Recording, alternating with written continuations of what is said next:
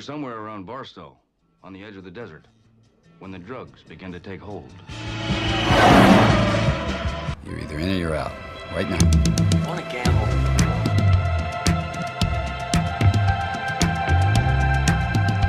I never want to hear those words out of your mouth again. Gambling is not your problem. Has anybody ever told you before your bad luck? Most gamblers, when they go to gamble, they go to win. Those were my mother's dying words. When we go to gamble, we go to lose. Show me the money. Let's get out of here, man. Show you the money. Honestly, let's just go. Let's go to Vegas. Look at you back in that, Jerry. I want you to say what you would mean it, brother. Show me the money! It's the Sports Memery Vegas pregame show. Trevor, my man, what is going on? I'm doing good, Brandon. How you doing, sir? Oh, just getting ready for another day of college football. We get in the swing of conference play, and we have the bad quarterback bowl. So a bunch of interesting games. I missed last Saturday. So before we get into making everyone money, how did you and Newman do? And could you just maybe do a brief recap of last week? Yeah, so, I hate to say it, but Newman definitely beat me out in last week. It doesn't happen often, but... You don't have to say that. He's not on the show. Let's give him no credit. Okay. Yeah, I don't think we actually took notes on who picked what. So, yeah, I totally beat him. But, no, we had some interesting games, some upsets, which is always fun to watch. First one that we were picking last week was Voltech versus West Virginia. West Virginia came out strong in this game, and it was a home game, and they do typically play well at home. They have a very good show out with their fans, and they went up top early. They were up 24-7 at the half. So Virginia Tech just kind of sat back and was like, what is going on? Luckily, Voltech, came in and, got an early touchdown, in the third. West Virginia only scored 3 points in the second half, but Virginia Tech just couldn't, get that momentum at the end. So it was a game that, it wasn't unexpected, but I'm still kind of, happy with what Voltech has done. And I know it's a loss. You hate your moral victories or whatnot, but still to see them come back in the end and almost win it is still good. Still, the ACC is just awful. Dude, this year. They look bad. And specific to Virginia Tech, man, they've been like this for a while now. They've been a bit of Jekyll and Hyde. Like, they look incredible one week, and then they have games like they did last week. So I think you never know what you're going to get there, which... Yeah. The Jekyll and Hyde happened in that same game. Like in the first half, they looked like an FCS team, and then in the second half, they came out and actually played. So they made the adjustments, couldn't come out with it. It's a loss, and now they're 2-1, and West Virginia is also 2-1. So interesting matchup. Second one was Miami's loss. Speaking of an FCS school, when does Miami get relegated? I mean, probably the same time Florida State gets relegated. In all honesty, I think any type of negotiation with those two teams going to any new conference or any super conference, they're kind of like the black sheep of the group. Like, right. You guys used to be good, but what are you guys doing now? Are you guys basketball? That one friend of a friend that like always kind of hangs out with the group, but you really don't want him to. That's Miami. Like, oh my God, this dude, fine. The guy that always talks about like how good he was like in high school, like football, and like talking about, you remember when we made states that year, bro? It's like, dude, that was like 15 years ago, man. Come on.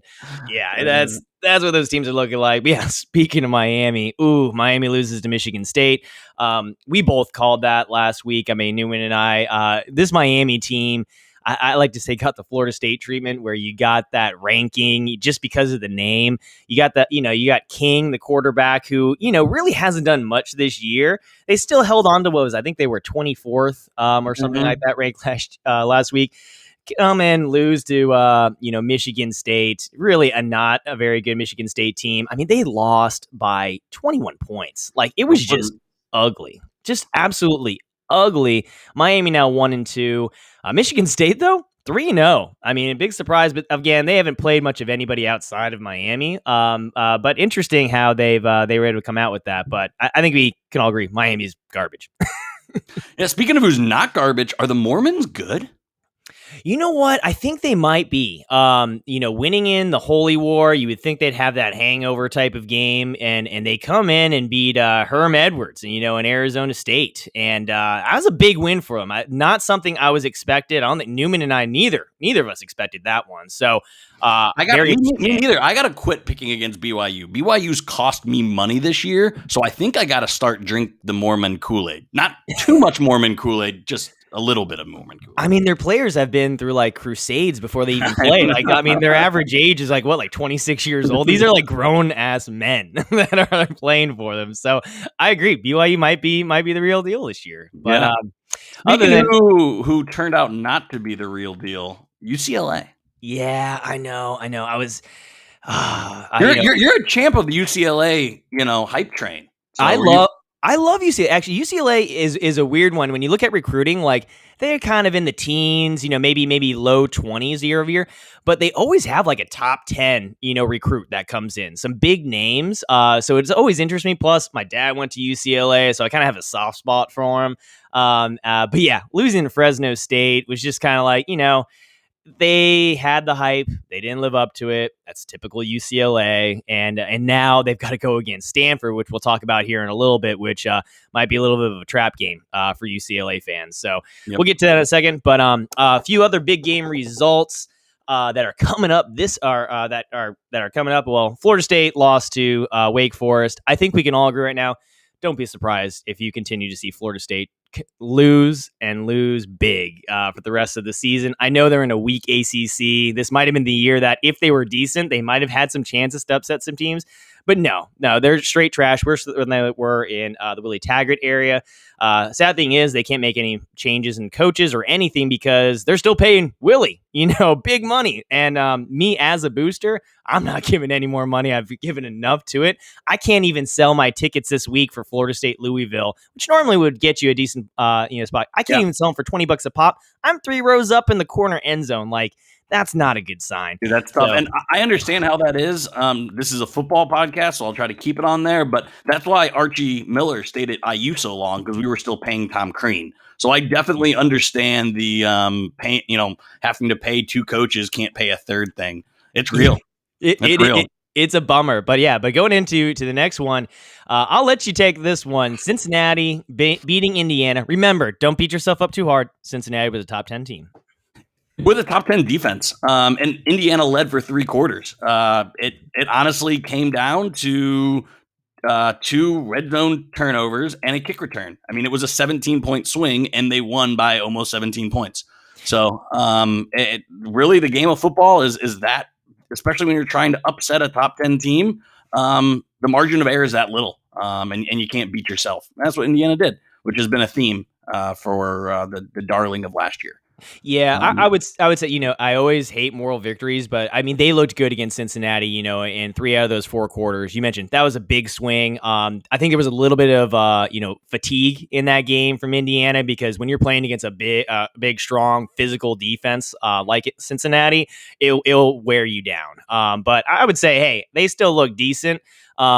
I'd say they're still about, 10 times better than Florida State is. So give me that. Next one there, Notre Dame holds off Purdue. This was one that, I think we all saw that could have been a trap game. I actually called it as a trap game. I thought Purdue was going to beat Notre Dame outright.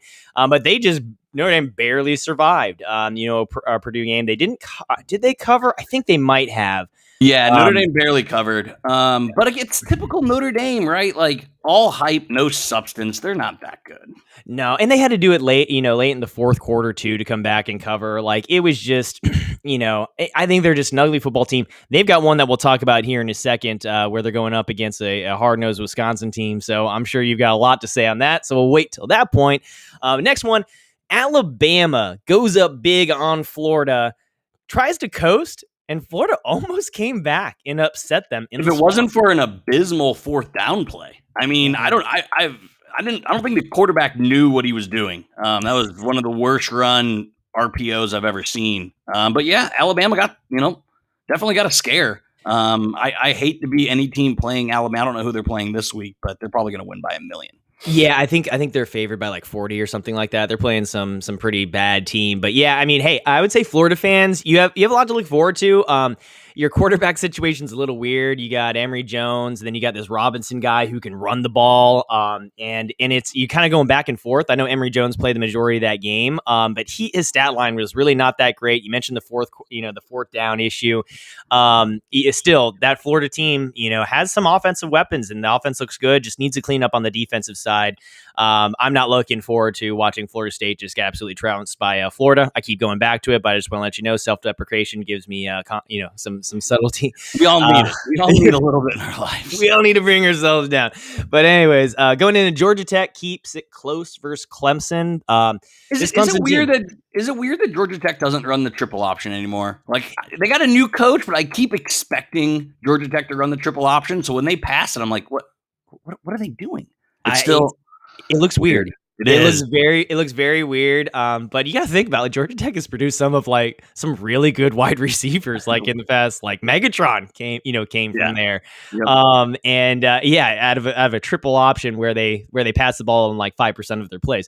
But I also don't think Clemson's very good. I mean, this DJ quarterback guy has been underwhelming. Yeah. St. John Bosco, high school recruit, number one, QB recruit coming out. Losing Trevor Lawrence has been huge. And actually, I think another big thing, losing ETN was also a big loss to that offense. I mean, he was, I believe, a 5-year starter there, or at least a senior. But yeah, I think we all agree Clemson is not the team that they used to be. However, that ACC is weak, so I still don't see a viable challenger to kind of take their spot, unless North Carolina can get their shit back on track, because that's the only one that I think that can put up some massive points to be able to overcome that. But anyways, we'll go into the last result from last week. We had Auburn losing to Penn State. What did you guys predict there? I had Penn State. I believe Newman also had Penn State there. I don't think that we had them to cover though, but to win outright. See, Penn State does not lose, and they always cover in their first whiteout. Like, I wish I was on that. That would have been the only thing. I had so much money on Penn State because their whiteout games are like literally their whole thing. Bigger than homecoming, bigger than senior day. Their first night game is just wild. Yep. So. No, scratch that. Flip the script. Now you remind me, the whiteout. We said yes, absolutely, Penn State all day, and we did say Penn State to cover. Yeah, you got to. The white actually probably one of the most awesome, coolest experience in all of college football. To watch. I got to do it. Do it, even if that means me going and watch my Hoosiers lose by 40. I got to go and watch. Like, it's just one thing you got to experience. I will be right there for you, and I will give you some moral support if you need it, because I'll need it. Yeah, hell of an atmosphere. But anyways, we'll go ahead and get into this week's picks. So if you're out there betting on some games, we're gonna give you some advice on our picks. So the first game that we got on the slate, it's a big one. We've got number 12 Notre Dame at number 18 Wisconsin. I think this is the best game of the day. Honestly, I think this is the game. It kind of sucks that it's a noon kickoff, but it is what it is. It kind of makes sense with these two teams. I'm deeming it the bad quarterback bowl. If you've listened to any of the podcasts or anywhere else that I speak, I think Graham Mertz is horrible. And I think Jack Cohn, I don't understand why Notre Dame picked him to be their quarterback. Like, they do decent in recruiting. How could they not do better than Jack Cohn? I think the line is amazing. It's 6.5, but the play that I like here is the under. I think this is just an absolutely atrocious football game to watch. Both teams have studs in their front sevens. I don't like bad quarterback play is what you're going to get in this game. So I'm taking Notre Dame to cover. I think they win. I think Wisconsin wins by maybe 4 or 5 points, but I am taking Notre Dame to cover. What do you think? I just don't like Notre Dame at all. And I also think playing the Badgers in Wisconsin is a tough feat. That they have some fans, and I think that's gonna be a determining factor. I like 6.5 there, and I will actually take Wisconsin to cover that. But I'm with you on the under, absolutely all day. I don't think they're going to get above 44. At least that's what I'm looking on this line. Under all day on this Wisconsin cover for me. Yep. No, I agree. And this actually is getting played at Soldier Field. So it's a neutral. It's like kind of one of the last big non-conference neutral field games. They will not have like the jump around at Camp Randall. So like I said, I still think Wisconsin wins, but I think Notre Dame fans show out at Soldier Field. And that's why I think it's a close, horrible game. Yeah. It's one to expect, but still knowing that, I'd still take Wisconsin there. But anyways, next day, then we got LSU at Mississippi State plus 2.5. Last time I was on this show, I took Mississippi State to beat NC State, and Newman laughed at me. Well, I was right, and guess what? Even though Mississippi State kind of slipped up against Memphis last week, I think they win at home. This is my upset special of the day. I think Ed Ogeron's kind of glimmer is kind of fading away at LSU. So give me Mississippi State at home against Louisiana State. Yeah, so it's hard for me to bet against Coach O. I've actually, started working on some memes with Coach O. He's actually one of my favorite people to do some very memes memeable. For. He's very memeable. Yeah, I still don't understand a word that dude says, but he knows how to motivate his squad. I think this LSU team needs a win. I think they're going to come out strong. So give me LSU on this one, a close one, but I think they win by a field goal. Gotcha. Yeah, I'm loving this. We're opposite so far. It's always better when this happens. Yeah. Clemson at NC State. You just heard me. I am down on NC State. They got a lot of preseason hype. I didn't really understand it. I think Clemson's kind of messed around enough that they know they need to kick it in gear if they want any shot at the playoff. So I think Clemson takes out a lot of anger at NC State today. So I got Clemson, even though double-digit numbers, big on the road, I'm giving the 10 to NC State. So I have to agree with you here. As much as I don't want to, I have to agree. That close game against Georgia Tech last week, I think just really kind of put the fear of God into Clemson. Like, we need to get it in gear. Yep. And NC State has historically been a good team that plays up to their opponent, but not this year. They just haven't looked like your typical NC State team. Give me Clemson to cover, and I think I'll take the over on this in this game if you're looking at that. Yeah, I like the over there too. Speaking of over, Rutgers can score. I don't think they know the word defense, but Rutgers can score, and that's what you don't want when you're giving up close to 3 touchdowns. So I think Michigan wins by like 17 or maybe even 20. This is another really great line. So I think Michigan wins by 3 scores, but I like Rutgers to cover here, actually, strictly because Rutgers can score points. But I think Michigan ultimately wins comfortably. Yeah, I think they win comfortably. I actually think they win big here. So I would take. Okay. I'm thinking Michigan to scare. It's in the big house. Let's see, the over under that I'm looking at is about 50. I take the over on that all day, as you mentioned. Rutgers can score, but I also think like Michigan has like some confidence now. They feel good. They beat up on a Miami team that still sucks, but still big name. I think they go out there and rock it. I will be watching that game at my buddy's, who's a big Michigan fan, and he gave me the insight. He's like, they're going to win big, which usually means I go the opposite way. But I would actually tend to agree. I like Michigan here to cover, and I would take the over all day. Yep.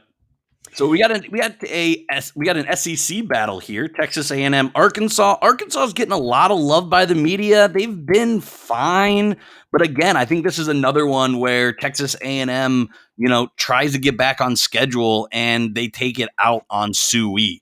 So I know Jimbo Fisher's a little bit of tough spot for you guys, but I do like them today. To cover. I was surprised to see this line was -4.5. Give me that all day with Texas A&M.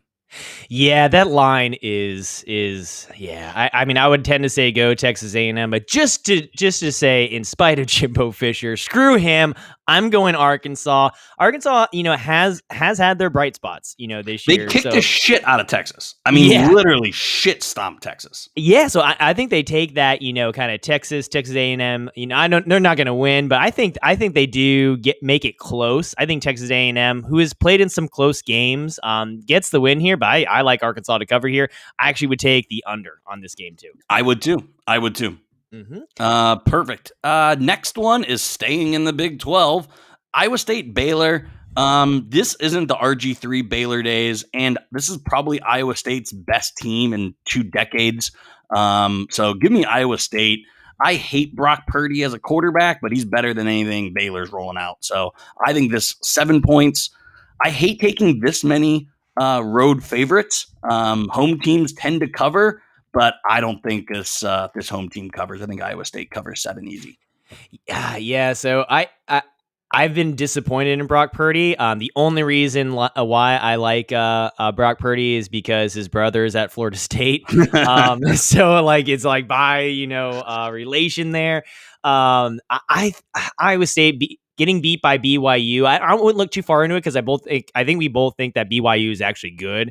So Baylor, I just haven't watched much of Baylor. So I would tend to lean on Iowa State here. Why would you? They've played Texas Southern, Texas State, and Kansas. But why would you watch Baylor? Yeah. There's a good reason why I watched none of those games. So I only know one team here, Iowa State, and just because I know them and I kind of like the quarterback, I'm taking Iowa State here as well.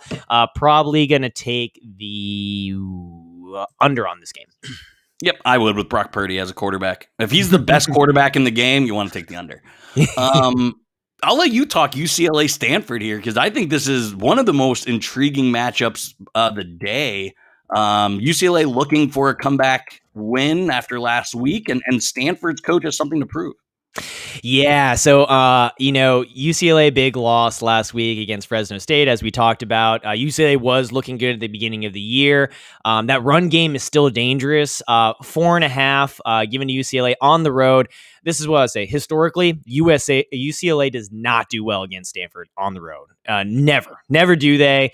They are coming off of a big kind of emotional type of loss. I think they're kind of on a little bit of a hangover, from coming out so hot at the beginning of the season, because of the historical significance of Stanford primarily beating UCLA at home. And with that coach, as you mentioned, I'll let you talk about kind of what he's looking at.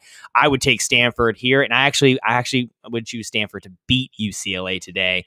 It pains me to say it, but I like Stanford in this matchup. So I'll take them all day on this one. So do I. I think Stanford's coach I'm going to make a hot take here. I think there's been a ton of big names thrown out for the USC job. I'm calling the Stanford coach. He knows Florida. He knows the Pac-12. They need some instant wins. They can't take any more gambles. I think they take Stanford's head coach, and I think since he has a lot playing for, so I'm taking Stanford to win as well. Yeah, this is your money line game. I think we can both agree this is the one that you want to look at, and also a fun one to watch if you haven't watched much Pac-12 football. This, I think, will be a pretty good one. Because it's on at 6 as opposed to 10. Yeah, so you'll actually be able to watch the entire game without passing out halfway through it.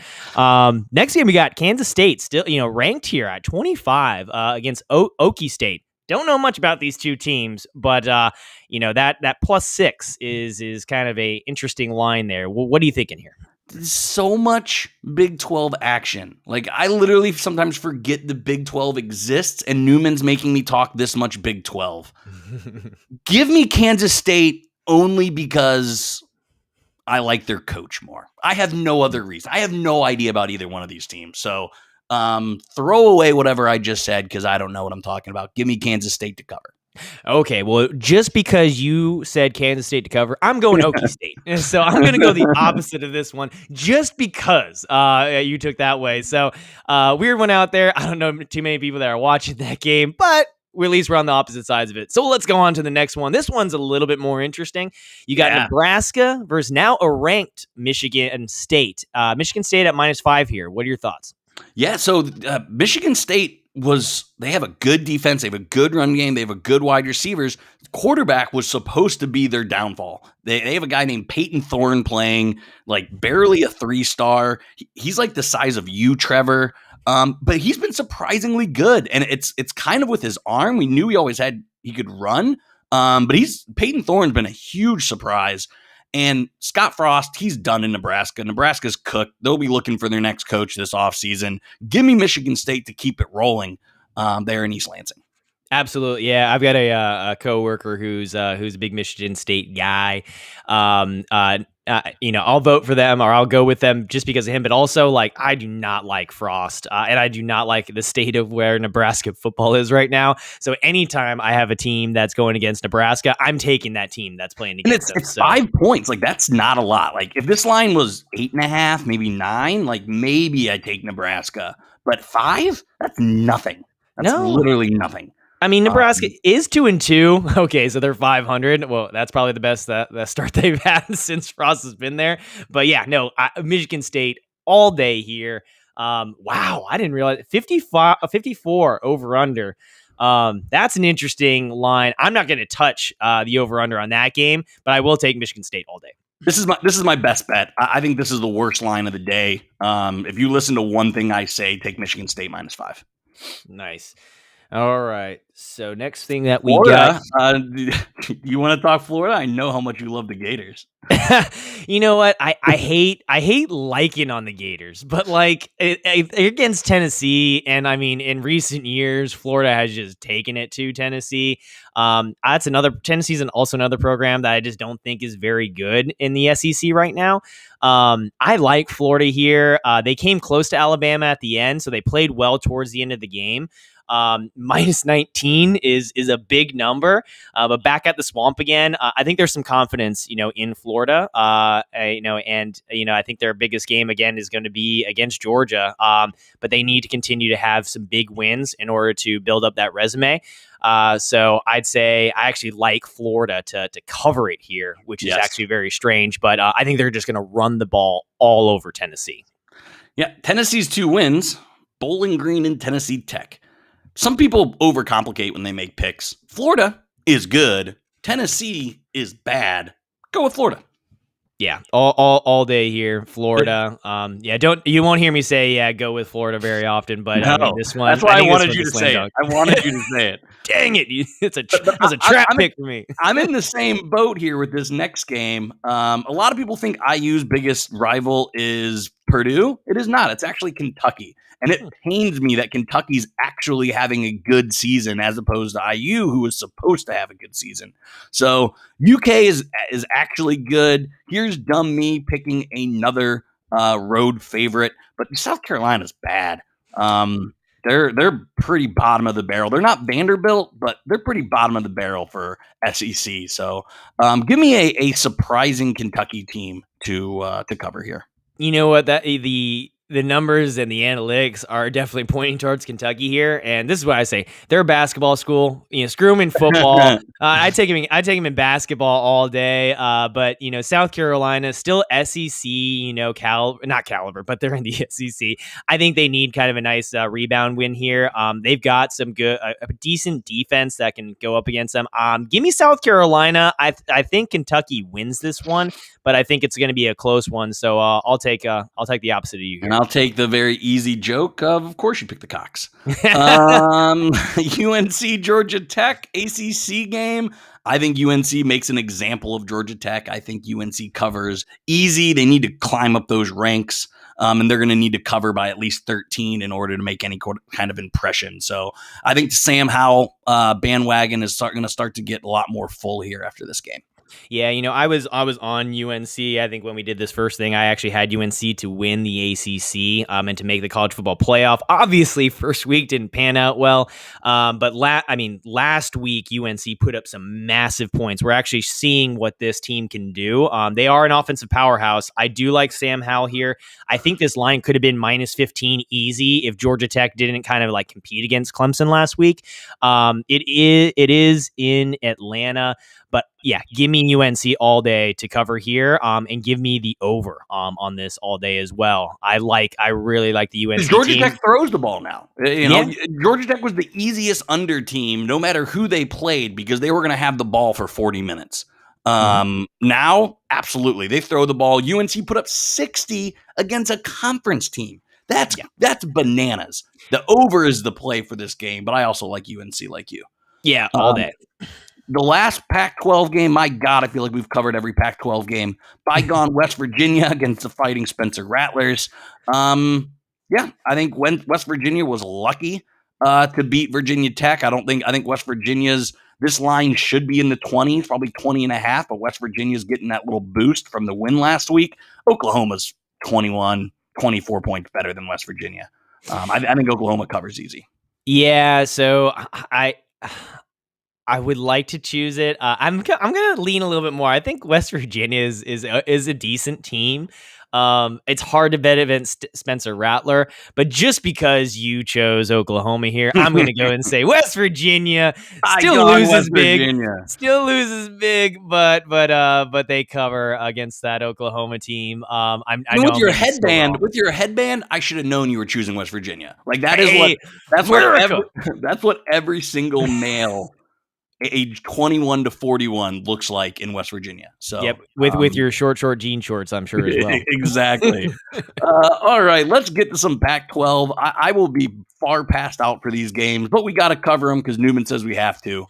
Arizona State didn't look good. I know we said BYU's good, but the Buffs play team tough. I don't think that they're good, but they're just one of those teams that seem to always hang around. I think Arizona State wins, but maybe they only win by 10, 11, 12 points. I actually like Colorado to cover in this game. Yeah, I'm there. Colorado, even though when they played Texas A&M, Texas A&M's quarterback went out, but they got a decent defense. I like Colorado covering here. I agree. I think Arizona State's gonna win this one, but I think that's gonna be a boring ass game, and one that you definitely shouldn't stay up for if you're on the East Coast. So I'll take Colorado, but it's probably not worth your time to watch that game. But goes into our next one, another late nighter. Oregon State at USC. USC had a big win last week. What are you thinking here? I'm staying up watching Beavers. It's not going to be Pac-12 football. But because I have to cover this game, give me USC. I think maybe the coach was the problem. They look a lot better since they shook things up. I think that continues against Oregon State. Yeah, I would have to say I think USC is gonna win big here. Oregon State is not the good looking Beaver that you want to be looking at late night. So the lights are off for that one. Yeah, I think the Trojans are going to cover that Beaver and take that one at the end. But yeah, so I think we're on the same page there. But yeah, Pac-12 football. God, it's so late if you're on the East Coast. Yeah. But nice. But we got some good picks in here this week. Any kind of closing thoughts or anything that you want to say before we get out of this thing and start watching some football? You and I, we're both big college basketball fans. We have the basketball bowl going on today. Kansas versus Duke. I don't really understand how either team has a football program, but I know neither can play defense. So give me a basketball score in the football game. I love the Kansas versus Duke over. It's not my best bet. Michigan State is, but if I had to take an over-under best bet, Kansas versus Duke. There's going to be so much bad football, bad tackling, broken coverages. It's going to be a basketball score. So if you like scoring, go watch that game. Nice. Well, I like that. The one of my closing thoughts is if you're not a Kayvon Thibodeau fan like I am, I think you should hop on that bandwagon. Oregon defensive end, probably going to be a top 5 pick in the NFL draft. One thing that he actually just did this past week was he launched his own cryptocurrency on Thursday. It's actually called Dream, and it's being traded exclusively on Rally. And what's really, really cool here is that he's been doing this since high school. Just a really smart kid. And the best part about it is I believe 20% of the initial sale of his crypto is actually going to the Dream Foundation, which he founded to help and give more opportunities for youth in disadvantaged circumstances. So I think he's a really good guy. He's an absolute monster of a player, but it's really cool to see things like this and him taking advantage, of the NIL that we have here. So I'd say if you aren't a Thibodeau fan, why not? He's a good guy. Exactly. We love good people here. All right, Trev, let's go watch some football. Have a great day. Chat later, my man. Awesome. Take care, everybody. See you, man.